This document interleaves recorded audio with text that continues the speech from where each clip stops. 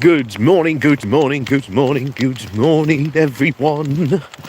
Although there's no one in yet, but never mind. Good morning, nonetheless. And welcome, as always,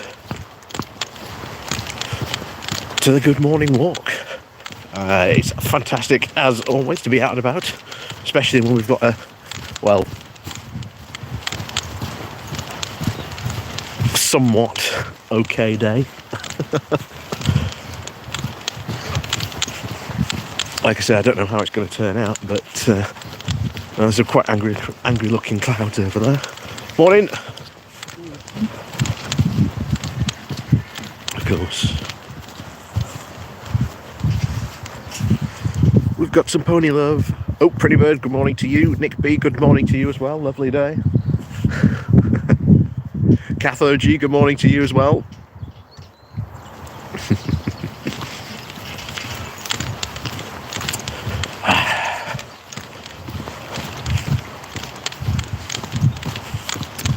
Chthonic, ahoy, good morning to you. Helen, it's sunny in Leeds. Well, it's a bit it's a bit murky at the moment over here in Barnsley. So maybe the sun might come down and see us in a bit. You never know.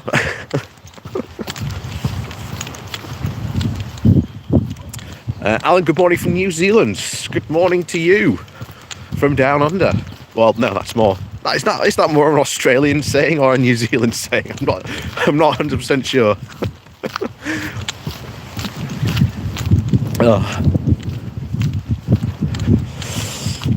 But yes, I think we've had a bizarre and interesting week, I think. I think the big news obviously had to come from America.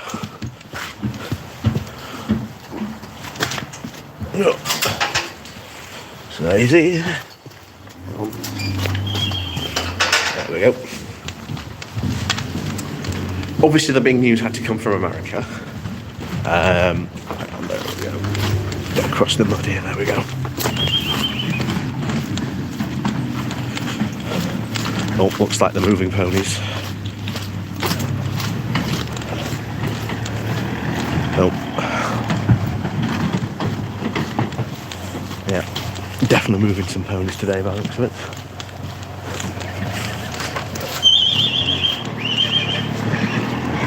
Morning!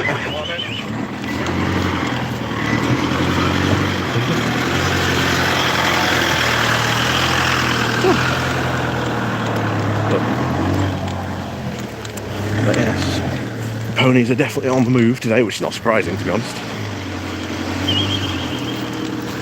Suspected that for quite a while. But, Frab, look at it.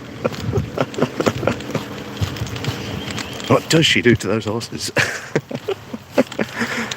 Oh, Dave W, good morning to you. Like I say, good morning, good morning, good morning. It is one of those interesting mornings. Because like I say, it's been an odd week. It's really, really, really... we've had... let's start off with the midterms, because I think the US midterms, surprised a lot of people. Myself included, and I've been watching... I've said before, I'm a big fan of Sam Cedar from the Majority Report. Big fan of Sam Cedar. I think, he does a fantastic job on his... on the Majority Report, reporting about, US election news. And I think, really, the whole team do a good job over there. David, good morning to everyone. And considering the fact that everyone was expecting the Republicans to really ramp up and really come out of nowhere, Jake Link, watch the Young Turks. Yeah, the Young Turks do a good job as well. You know, I can't complain about the Young Turks either, but I just prefer Sam Cedar at the Majority Report. Purely as well when it comes to sort of electoral politics. I think Sam Cedar does a lot better job, I think, of sort of really explaining the electoral politics of America than the Young Turks do. But it's not that the Young Turks do a bad job. I just think that Sam Cedar's just that better. It's one of those things of, you know, both people do good jobs. It's just, I think one's better than the other. But, you know, feel free to disagree on that. And I think when it comes to certainly the drive that everyone was expecting the Republicans to do really well. And I think you can sum up the night. You really can sum up the night. There was an election coverage from Fox News that a lot of people have shown of where you've got I think it was like a MAGA Republican versus sort of the old style Republican, one of the DeSantis supporters.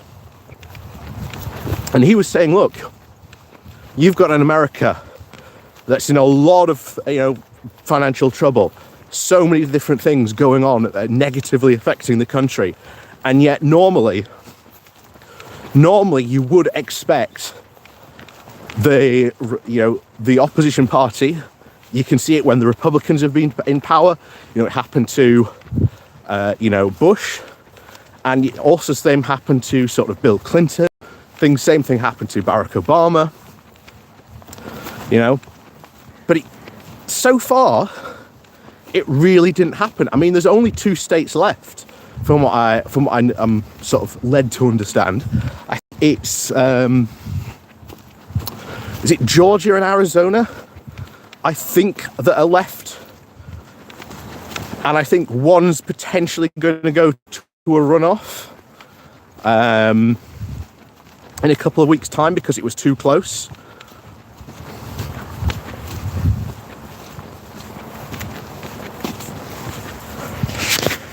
You know, it was, and don't get me wrong, it's been close. I think in some of the elections, it has been close, but I think was it Pennsylvania? The Pennsylvania election just wasn't even close, from what we can understand.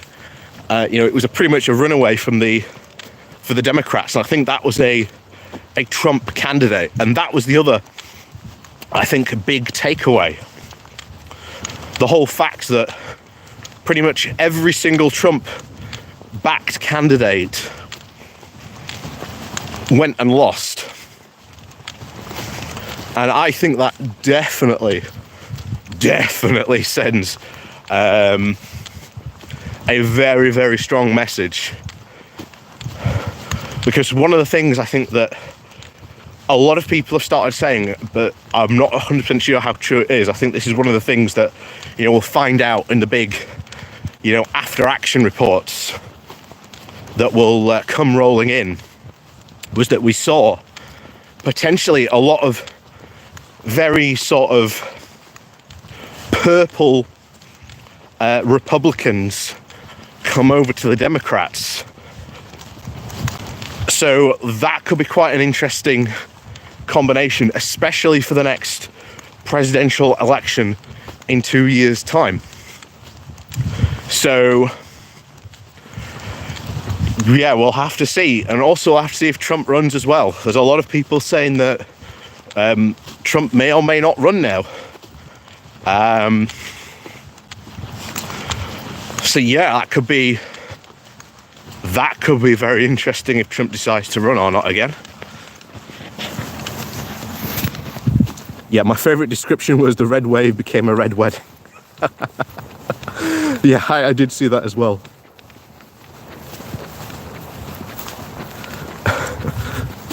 Is it raining? No, it's not.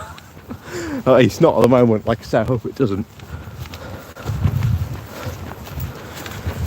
But yeah, so America, I think things could still get pretty interesting. I think things could definitely still get very interesting in America. Obviously now with a very, very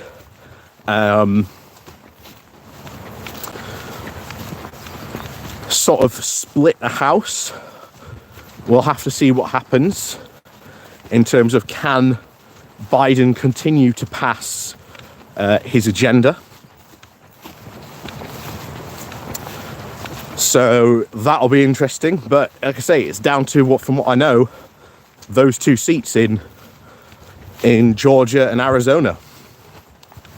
And I think Georgia as well, a lot of people have said they're really surprised by the change that's happened in Georgia. And I've said before, I would absolutely love to try and speak to someone from Georgia who's been really involved, going all the way back to like the pre-2020 general election, really involved in sort of turning out the vote, getting people, active and getting people to the polls.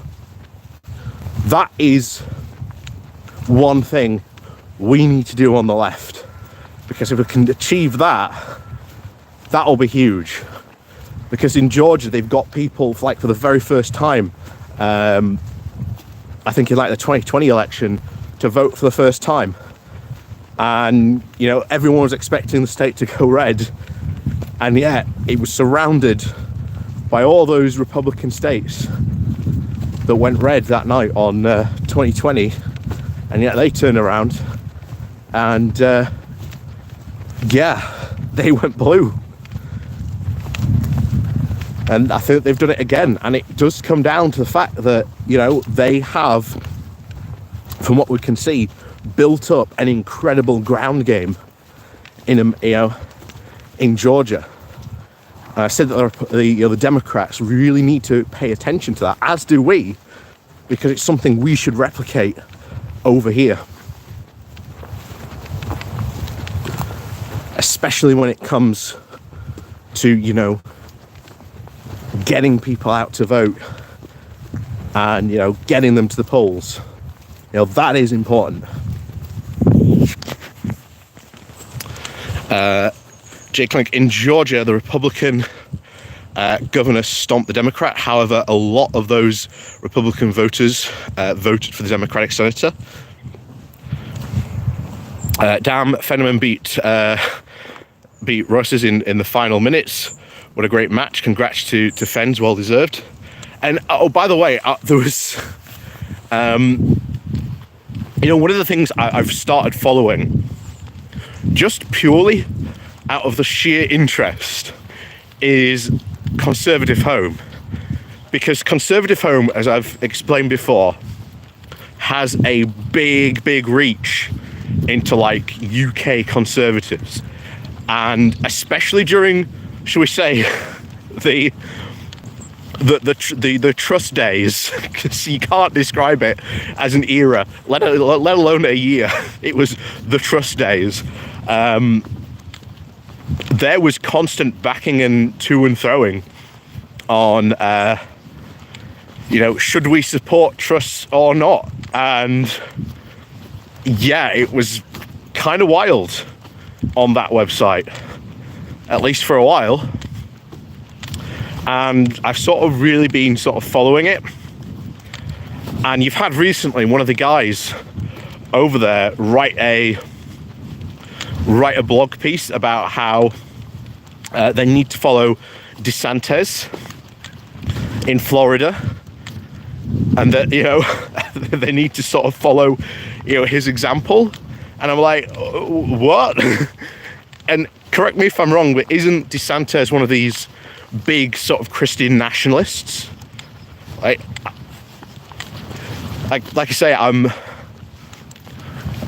correct me if I'm wrong, but I'm pretty sure he is, right? And that will be funny as well, because a lot of people have been saying that there could be a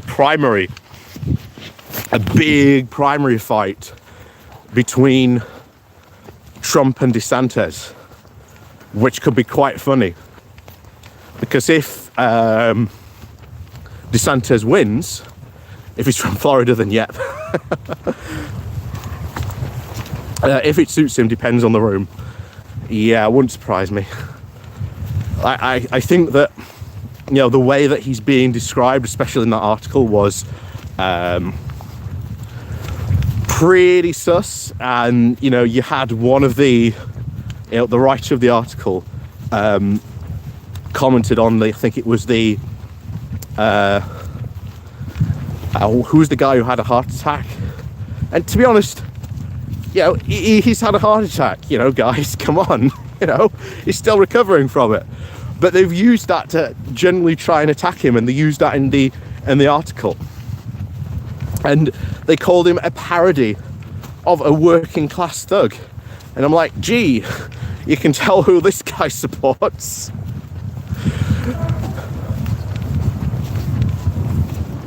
From what you can tell, DeSantis is the, yeah. Well, that's the other thing that I think that has been clearly been a big dividing line. That these, you know, these woke wars that the Conservatives are desperate to fight are not vote winners. So that's pretty interesting, because at the moment our Conservative Party, especially in the UK, doesn't know what the hell it's going to do, because you've got Sunak and Jeremy Hunt on Thursday, going to do the budget, and they're going to sort of present austerity 2.0. I know a couple from Florida, they're not very happy. Yeah, I wouldn't be either. I think that there's been a lot of people saying that Florida is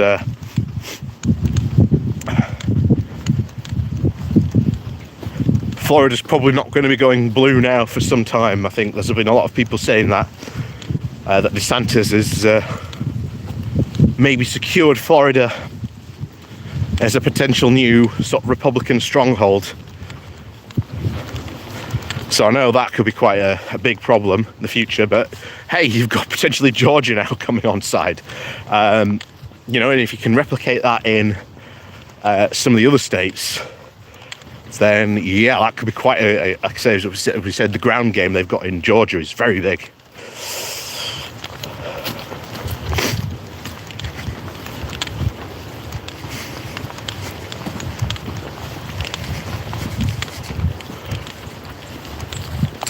But we've got our Conservatives wanting to sort of push. Oh, we're back, and we're back. Every single time we walk through here, it's like a 50-50 gamble. It's a complete 50-50 gamble whether we disconnect or we don't there. But yes, we are back. So every single time we walk through there. Hope 91 Leeds, good morning to you.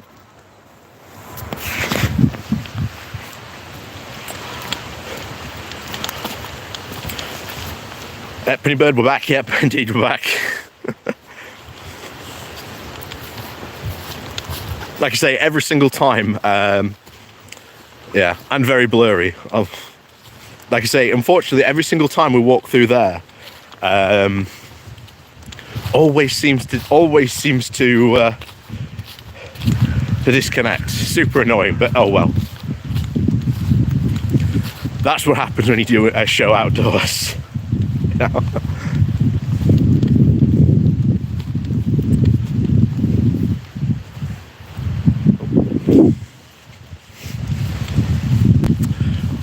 But yeah, back to what I was saying. So our Conservatives over here, obviously it's the big budget on Thursday, and Sunak's got a really big challenge,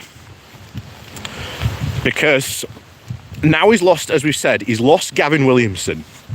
And Gavin Williamson was his master of political dark arts. Yeah, it's the Barnsley Triangle. Very true, Paz, very true. So, with his, no longer shall we say, his master of the dark arts, Rishi trying to sell, or at least getting as many Conservatives as he can on side to try and pass his budget, to make sure this doesn't become a confidence motion, which, if it did, would potentially start another leadership election, and would definitely lead to a general election, because I do not think that the Conservatives could get away with changing their leader again. I think that the pressure already for a general election, if that were to happen, would reach fever pitch. Would absolutely reach fever pitch. Yep, very true. Like I say, please do remember to hit the like button, guys, and share the button as well. Share the love, share the wonders of a good morning walk. Michael Mayo, good morning all from the east coast of northern Jutland. Good morning to you.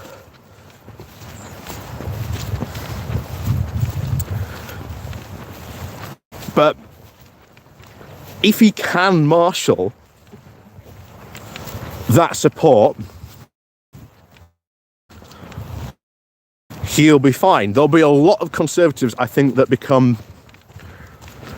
really, really agitated, and I think especially the Red Wall MPs, because there is no way that the austerity 2.0 goes down well in the Red Wall. Even potentially down south, there's a lot of sort of swingy seats down south that could go either way.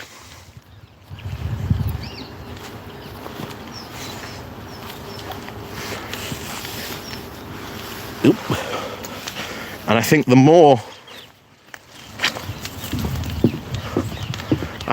that happens, the more we start to see like that push towards a general election. And I think a lot of those Red Wall MPs are terrified, you know. They are very, very terrified about losing their seats. We saw it on Wednesday. If there was a general election tomorrow, you're looking at like a Labour win with over like 400 and something seats, and the Conservatives would only win with about 100. But I think, to be honest, like a discussion about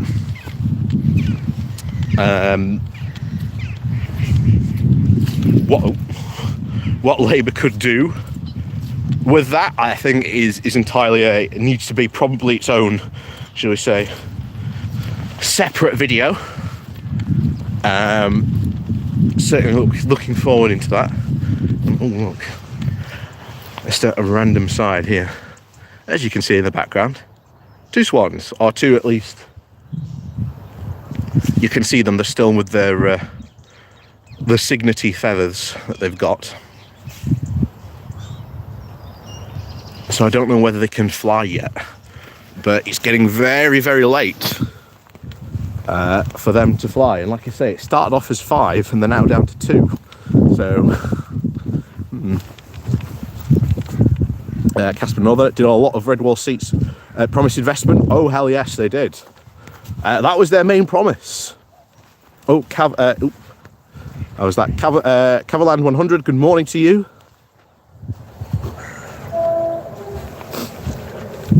But yeah, the craziness going on, I think in the Conservative Party, I think it's going to reach fever pitch, because you've got, obviously the budget is going to cause a lot of problems, a lot of consternation. There are going to be a lot of people who are going to say to Rishi Sunak, "You've lost me my seat." And then, knowing that, do these Conservatives then push for a general election out of sheer spite, knowing that, well, that Rishi Sunak will be ousted as Prime Minister, and then probably very quickly afterwards will be ousted as Conservative leader?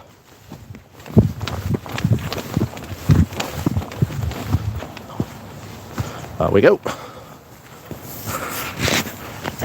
Oh, Mithril, good morning to you.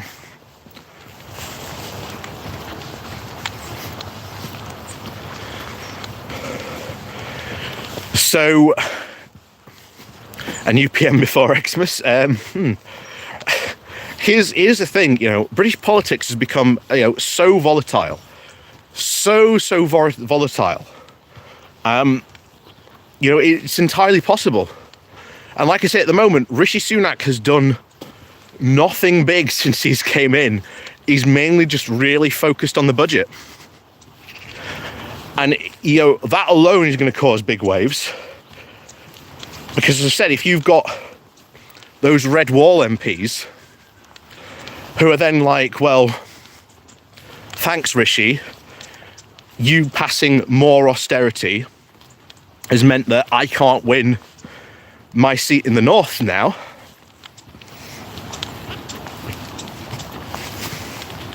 Then you've got a big problem that those northern MPs could just push for a general election out of sheer spite, knowing that Rishi Sunak will lose the general election.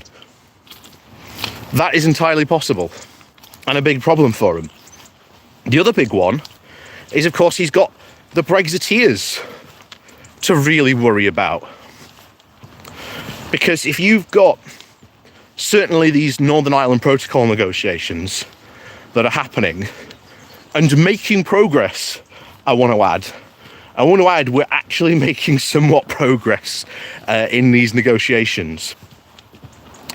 Could the Brexiteers turn around, unite with the DUP, and say that these negotiations were, capitulations, and Sunak's not a true Brexiteer? That is a possibility that could happen as well. That could cause a lot of problems for him. And once again, we bring up the EU reform and revocation bill. Again, if you are in the UK, then I please do urge you, email right to your MP, tell them to bin this bill. It needs to go. It needs desperately to be put back in the bin. As they sang about May, yeah, exactly. And that, if that's put in the bin, if that doesn't pass, that will also cause problems, because that was put forward by the Brexiteers as a big push to try and get rid of more EU legislation. So that is a big problem for Sunak. And that could add to these, these Northern Ireland Protocol problems and troubles, for the calls that, Sunak's not a true Brexiteer. So there are a lot of problems coming up for Rishi Sunak. A lot of problems coming up for Rishi Sunak, and he have a pony after the berries.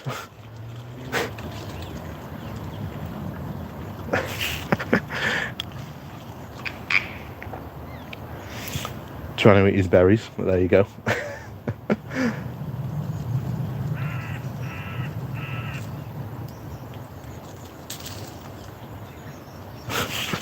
Right, there you go. Oh, right. So, if this And those are just two big problems. Well, actually, three big problems, but I suppose you can merge the Brexit one into one. That Rishi Sunak is going to have to face.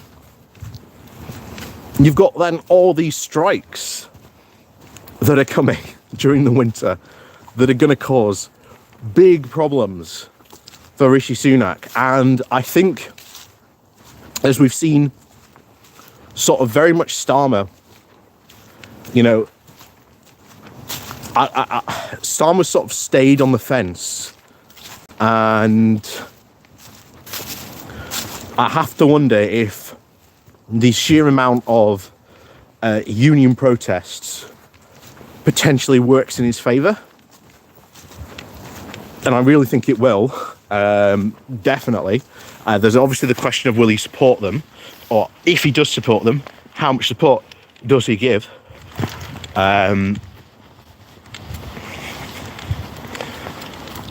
So that could become very, very interesting, certainly. But we're in for an odd winter. And I think it's going to be one where I think when we come around to early next year, I think a lot of people are going to just want rid of the Tories. And I've said before about sort of the build-up of pressure for a general election, I think will even just overtake the Tories. I think at that point, even they just might want to be gone. But then, of course, that will signal a whole new interesting saga, because the Tories won't be in power. And if they're not in power, then how do you keep all these factions happy that are now in the Conservative Party? And the truth is you can't. So after sort of potentially the big election defeat that they're going to suffer, the Tory party will go, full-scale atomic war on itself. This won't be a civil war. This will be like full-scale atomic war on itself. Patrick H, good morning to you. Mithril, IRL, I know a few Brexiteers are experiencing buyer's remorse. Yeah, a lot of people are. As we've said before, there's, the Leave campaign ran such a widespread campaign that's what it was all about, trying to get as many votes as possible. If they'd actually sold this version of Brexit at the referendum, would have never have passed. Yeah, there would have been people who would have voted for it, but not in the numbers that they did. It wouldn't have been, the 2% difference. The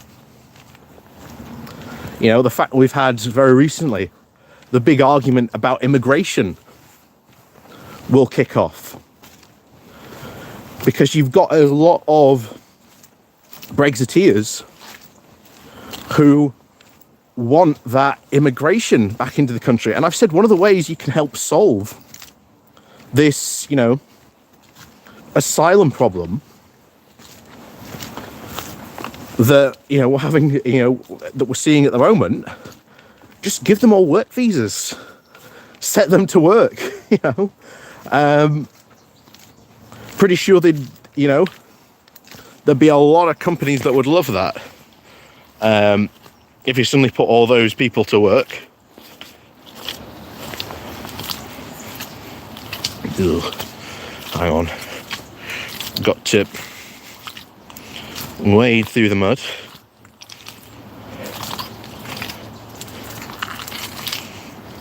Oh, ugh. I don't know if you can hear the squelching. But yeah. You can see in the background it's very, very muddy.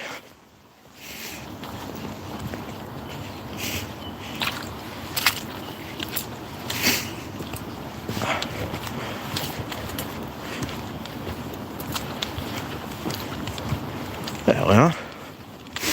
to something a bit more solid now. My biggest fear is one day I'll just I'll just put my boot straight into the mud and it'll just go. I won't be able to get out. And I've lost a welly. Lost a welly in the wilds.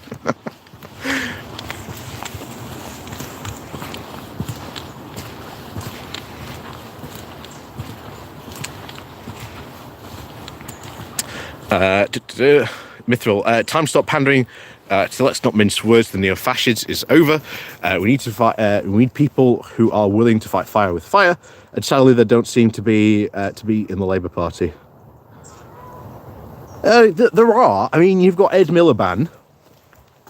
Angela Rayner is fantastic.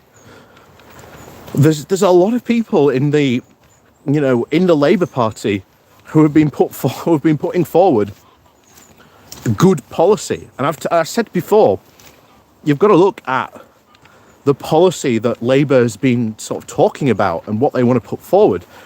And, when it happens, Yvette Cooper as well, but she's been doing fantastic work in the past couple of weeks, taking on, Suella Braverman. So I think when it comes to it, and I can't wait, because when Labour releases that manifesto, we are doing a live stream. Like, we are doing a non-stop, live stream. We are doing the Labour manifesto cover to cover. We're going to be talking and discussing about all the policy that's in the Labour manifesto. And I would echo the words of Ed Miliband. I am very, very much convinced now that he is certainly potentially the greatest leader that Labour never had, or at least the greatest Prime Minister the UK never had. But then we'll see. You never know. He might make a comeback. We'll see. But he has been really, really sort of pushing Labour to be more bold about its policies and not to sort of tinker around the edges, but actually make serious change. And that is something that Starmer has to do at the next general election. I think if he wants to win a very, very decisive win and a very big majority, a couple of, I think, really key policies would certainly put him on the map. Yeah, just keep him away from the bacon baps. Yeah. Like I say, we are living in the worst timeline because of that. Oh.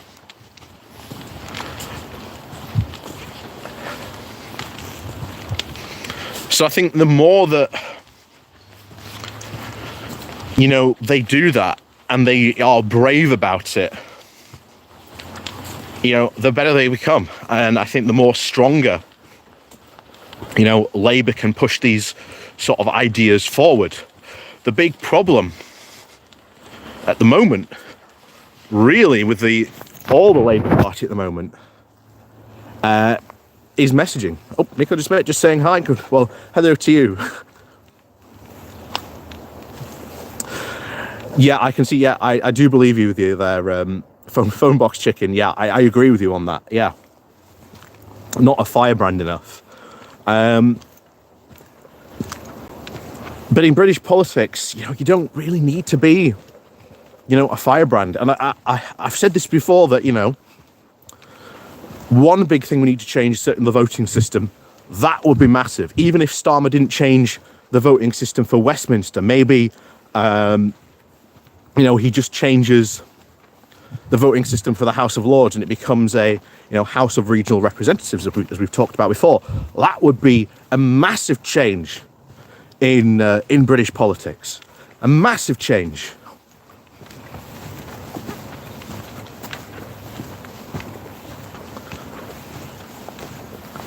And one of the things they've talked about is, moving Parliament north. Well, what happens if you make this House of Regional Representatives, and instead of it being based in Westminster, in the House of Lords, maybe they use this opportunity to build a new building. In Manchester in the north, for this new body, for the new House of Regional Representatives. I think that would be fantastic. I think that would be a massive sea change in British politics. But Starmer does have to be brave about it. And one of the things I said you saw there, the firebrand, and you're like, that would be massively useful if maybe, Labour can find someone who is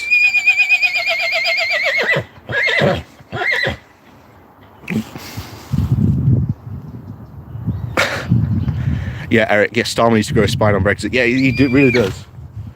I think one of the big key things in Brexit is Starmer has to find the right balance on Brexit, and it's difficult because he can't go all in on Brexit, as much as many of us would love him to go all in on Brexit. But as I've said before, you can't have a serious conversation about the state of British, yeah, I agree with the pony. You can't have a proper conversation about the state of the British economy unless you include Brexit. So eventually it's going to happen. Eventually it will happen. Like I say, you've got, the guy from Next going, well, the UK needs immigration because we're having, a big depopulation issue. And there's a lot of experts, if you look in sort of this region, the whole population, stuff, there's a lot of experts saying, well, if you look at the UK, we're about maybe 10 years or so, maybe a bit more than that, maybe like 10 to 15 years behind Japan. And if you look into like the severe depopulation issues in Japan, they've got huge problems to face over there. Huge problems to face. Starmer should be honest and say that with the current state of the UK, there is no way of rejoining the EU anyway. No, he can absolutely rejoin the EU. It's just, what does he rejoin? He could fully rejoin.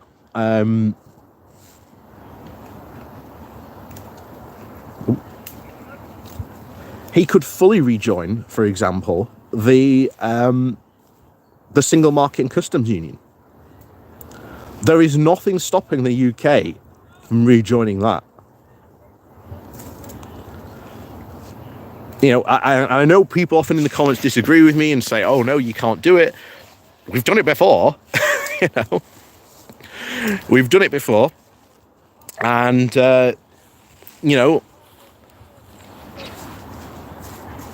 there's nothing stopping us doing it again. So,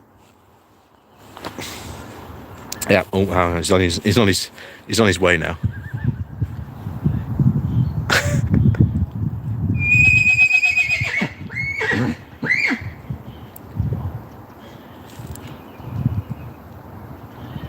Oh, there he goes, on his way.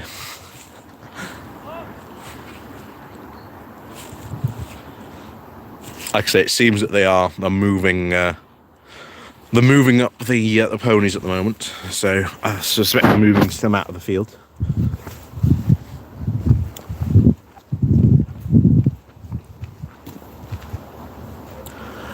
Yeah, the problem is it takes time to get legislation through Parliament. You are right, and I think that's one of the big things that a lot of people don't really understand. Change takes time, and a lot of people don't understand, especially in the UK, how long it really takes bills to get through Parliament sometimes. Or at least, if they do pass a bill, maybe pass it through in its original form. I concur with that pony's policies on rejoin. But one thing we can certainly do, and I'm a big advocate for it, is people getting involved in local politics. I'm always a big advocate for. Oh, hang on a second. Here we go. I'm always a big advocate of people getting involved in local politics, because in local politics you can make big changes very, very quickly if you want to. And if you don't believe me, I always recommend the book Paint Your Town Red. This is the point where if it was at my desk, I'd pull it out from under my desk and show it to you. But it is a fantastic book that shows you how you can make change in your town, and how successfully this has been done in other towns and cities across. Oh, hang on. I don't know what they're doing at the moment.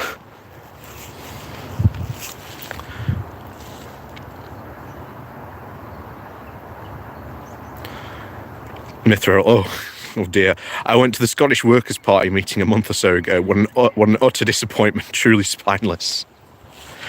Oh, that isn't anything to do with George Galloway, is it? That sounds very, very much like a George Galloway movement. Oh dear. Yeah, like I say, stay away from George Galloway. They're really, nice pylon. Yeah, we've got a good few pylons in Barnsley. But yes, where are we? Local politics. Yeah. Honestly, I'm a big advocate of getting involved in local politics.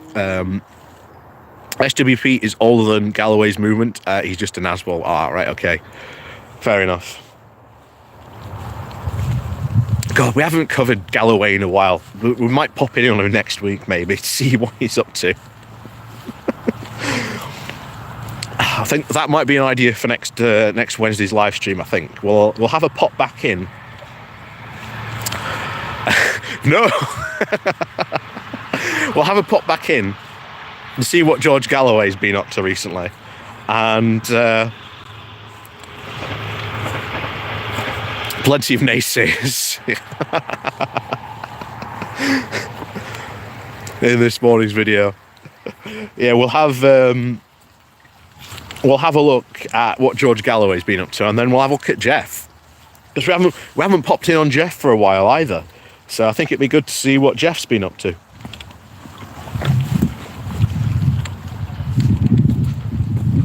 And like I say, if there's any other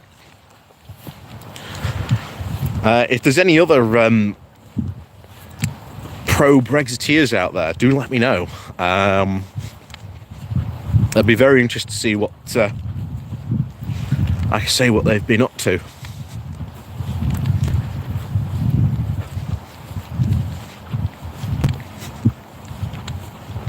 And I'm just going to cross over here, I think. Because I don't want that herd stampeding this way.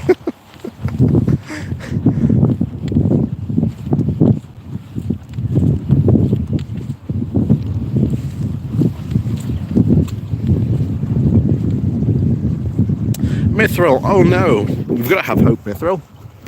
Because, as I've said before, this channel really is all about, the hopium.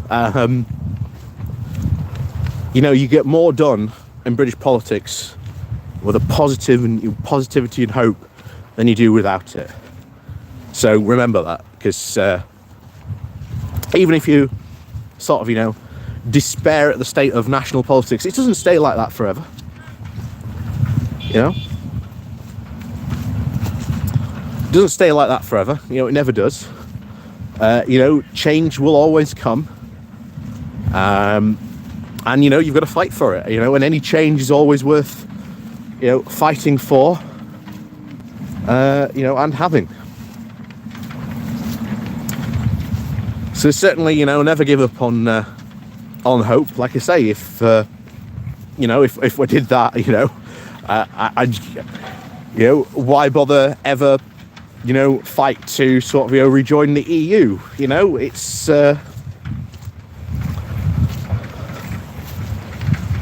these fights are worth having. Same for PR as well.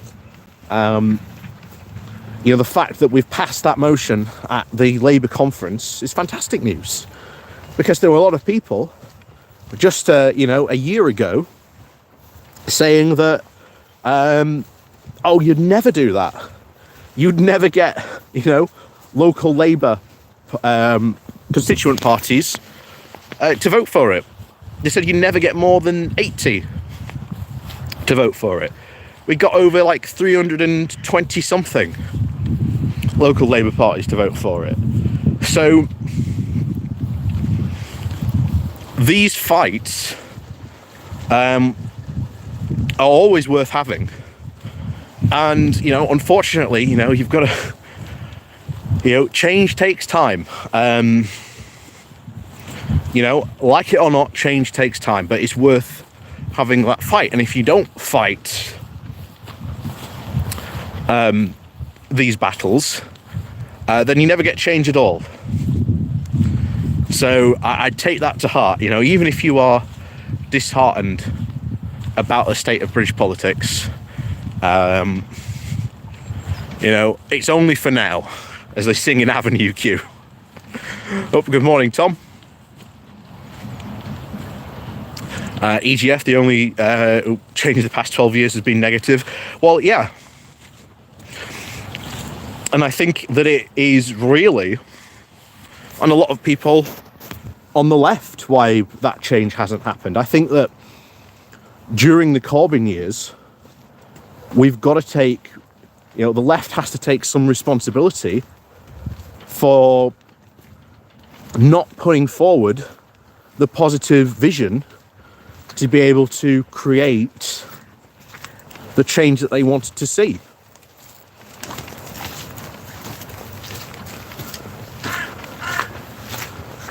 And, I've said it before, the Corbyn,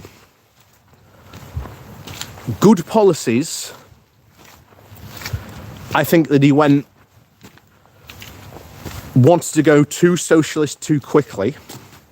I think that he didn't really understand that most of the British public, like it or not, are centrists. And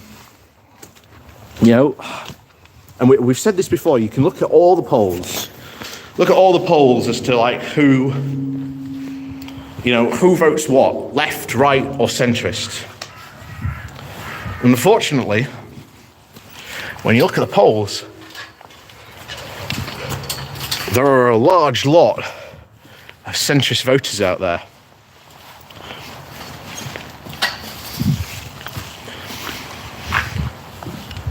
And if the left really wants to take power, it has to work with people who are centrists.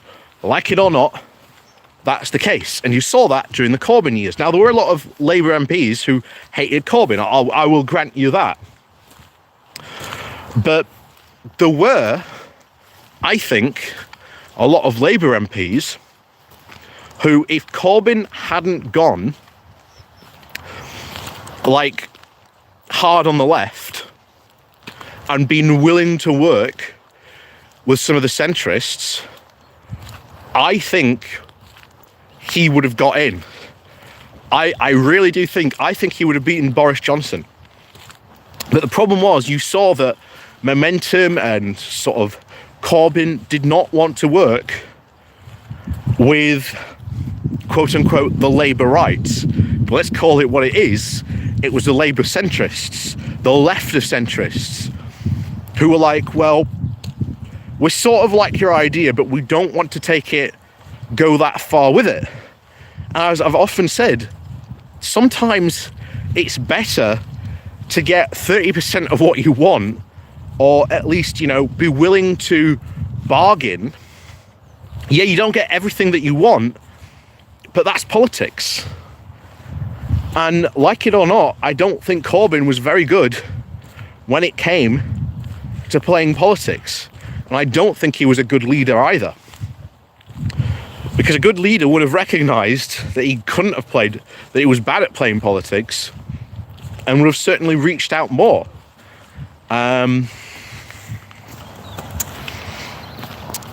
Mithril, I disagree with you fundamentally about this, BHM. I still believe we have a strong streak of radicalism here. Yeah, of course you do. You're always going to have sort of radicalism here. You look at the polls of what people want and how people poll with, the progressive sort of policies. It's very high. You've got a lot of businesses, and again, this is another big problem. I think that a lot of people on the left view business almost as a dirty word, and as a result, I think the left scares off a lot of people who will be willing to vote for them.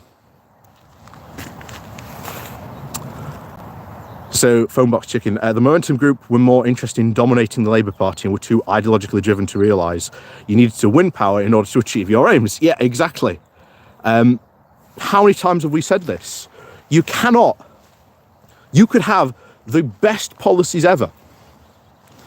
You could have the best policies ever, but if you can't sell them to the British public, if you can't explain why your policies are better, not just that your policies are better, generally look at a lot of people when they talk about nationalisation. This is a key thing, because we've seen a lot of talk about nationalisation, and a lot of people on the left stop having a conversation at the point of nationalisation would be good, and that is bad, because you need to be able to articulate why nationalisation is good, why it's good for the country, why a sort of nationalised energy companies are going to be good for the UK. How does it help the consumer? And this is basic politics. Starmer is radical as rice pudding. Hey, well, this is it. This is it, Jet. You know what? You can have rice pudding, and that's fine. But you know what you can do with rice pudding? You can add things to it. You can add a bit of jam. And you know what? It's still going to be rice pudding, but you know what? You've got a bit of that leftist jam in it. And what happens? It improves the flavour of the rice pudding. God, I can't believe we're using rice pudding as a metaphor for why the left needs to work. Still not radical. If you add jam, you get thrown out. So, what needs to happen is, generally, as we said this before, the left must not be afraid to work with centrists. And yes, it means that most of your radical ideas may not get passed. But that's politics. And you have to play politics. Like it or not, you have to work with people who don't necessarily agree with you 100% of the time. But the thing is, if you talk with them, you work with them, you find that, well, actually, as well as adding the jam, maybe, as you've said yourself, Dr. Walkman, rice pudding, no substance and all carbs. Well, this is the point where maybe we can get the centrists in, and maybe, along with the jam, maybe we can add a bit of apple. Maybe we can add a bit of fruit to the rice pudding. And together, we can make a good recipe. We can make a good rice pudding. Because the thing is, if you're not if you had some chicken. And this is it. You've got to, the left has to get through its head. It has to work. It has to work with people that it knows not necessarily agree with it 100% of the time. And that's fine, because that's how you play politics. You've got to work with people that don't agree with you 100% of the time, but maybe they agree with you 50% of the time. Maybe they agree with you 20% of the time. That's when deals can be done. So maybe you don't get your full nationalized energy system. But guess what? Maybe you get a nationalized energy company that specializes in green, energy, that sets up new solar farms, offshore wind, onshore wind. Maybe it sets up the sort of the new tidal energy plants that have been talked about for a number of years.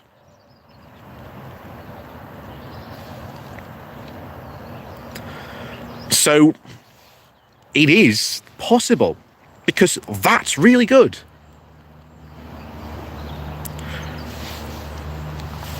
And I am always on that train. Why? Because I've said it before time and time again. You look at voting intentions.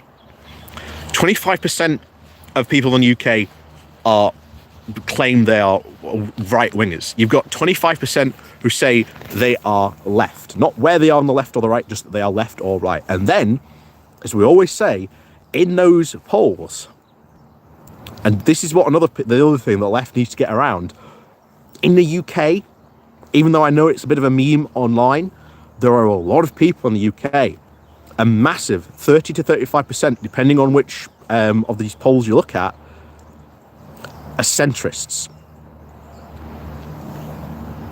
And here's the thing. The left cannot win without the centre. But neither can the Labour centrists win without the left. This is why we need to work together and we need to compromise. Perhaps a curry would be a better anthology. Anyway, I'm hungry because I haven't had breakfast now. That's why I'm talking about porridge.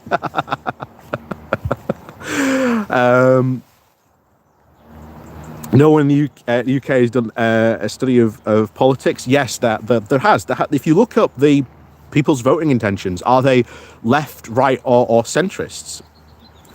A lot of people in the UK will come out as centrists.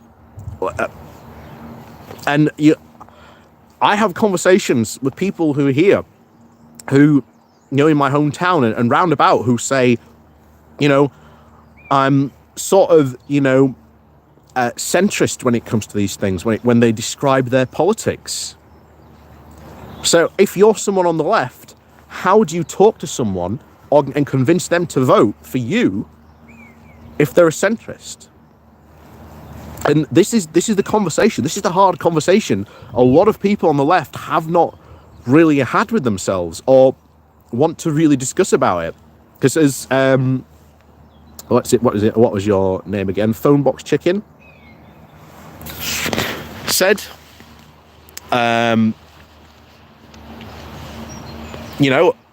you've got to work with people.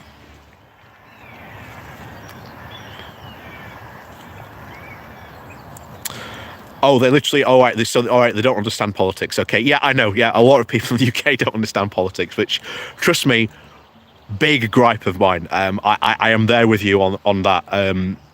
Yeah, a lot of people really don't understand politics, which is sort of depressing. But also one of the reasons why I've said before, there's a lot of people on the left, if you were to sort of really galvanize your left-wing vote in your local community, you only need about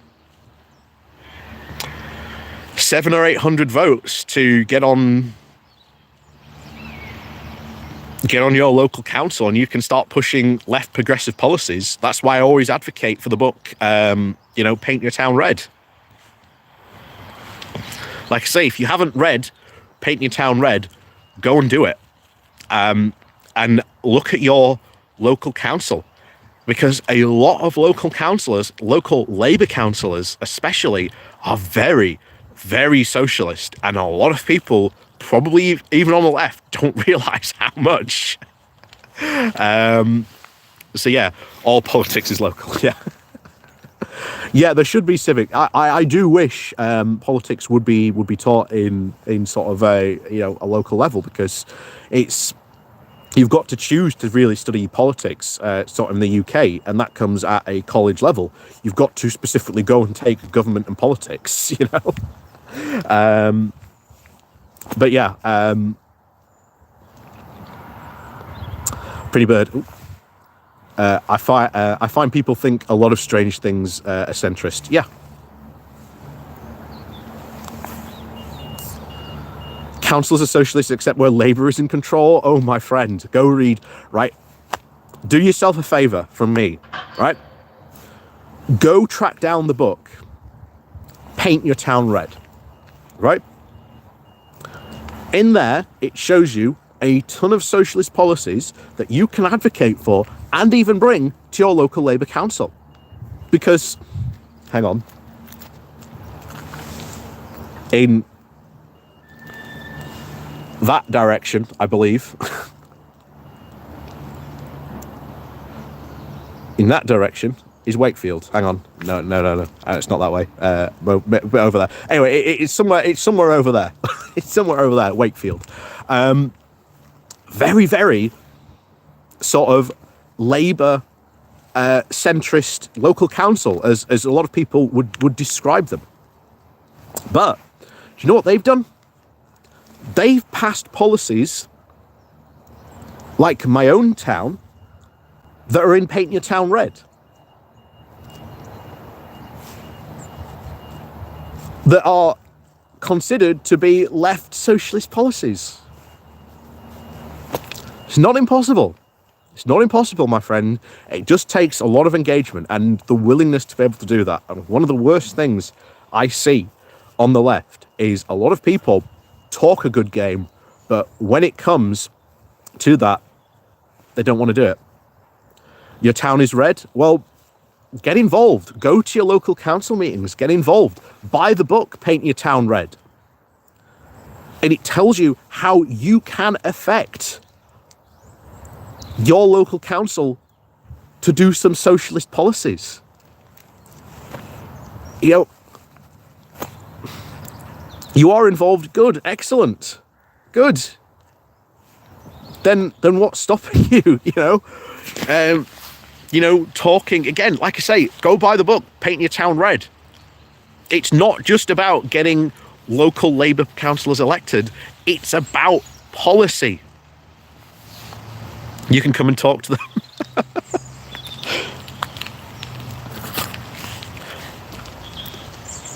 Maybe, I don't know. It'd be fun. The gangsters in control is stopping me. Yeah, there'll be a lot of people. That's exactly a lot of the talk that people say about my town council. So yeah, I agree. Oldham Town Council. Well, I'll tell you what. I'll have a look. I'll have a look at Oldham Town Council, and I'll do a bit of reading up on it. But yeah, anyway, talking all about that rice pudding and porridge. Yeah, it's made me hungry, and I haven't had breakfast yet. So, as always, thank you very much, everyone, for coming along and joining me today on today's Good Morning Walk. It has been, as always, fascinating to have you along. And yeah, like I say, have a fun, fantastic weekend. Like I say, I'm really hungry now. I'm really hungry. But yes, have an absolutely fantastic weekend, as always. We're still getting Vadka Baka's toe shark. I think, have I said it right? Toe shark.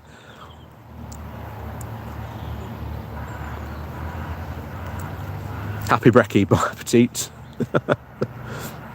Oh yes, and don't forget as well, down below, links to Patreon page, one-off donation link where you can buy me coffee, the YouTube thank you button as well, and of course the Pony Club down below where you can see Thonic has posted little perks, the T-Shock, that's it, T-Shock, hopefully. I'll get it right eventually. I'll get it right and then just get it wrong a couple of weeks' time. Excellent, as always. Thank you very much for joining me today. It's always been fantastic. And like I say, please, Dr. Walkman, please do consider going and buying the book Paint Your Town Red. Honestly, it's a fantastic read, even if you are in a red town, because it talks about progressive socialist policies you can pass at your local council. It's a fantastic read, honestly. Can't recommend it highly enough. Even myself, who lives in very much a red-dominated town here in Barnsley, yeah, they agree. Oh, hang on. Who donated?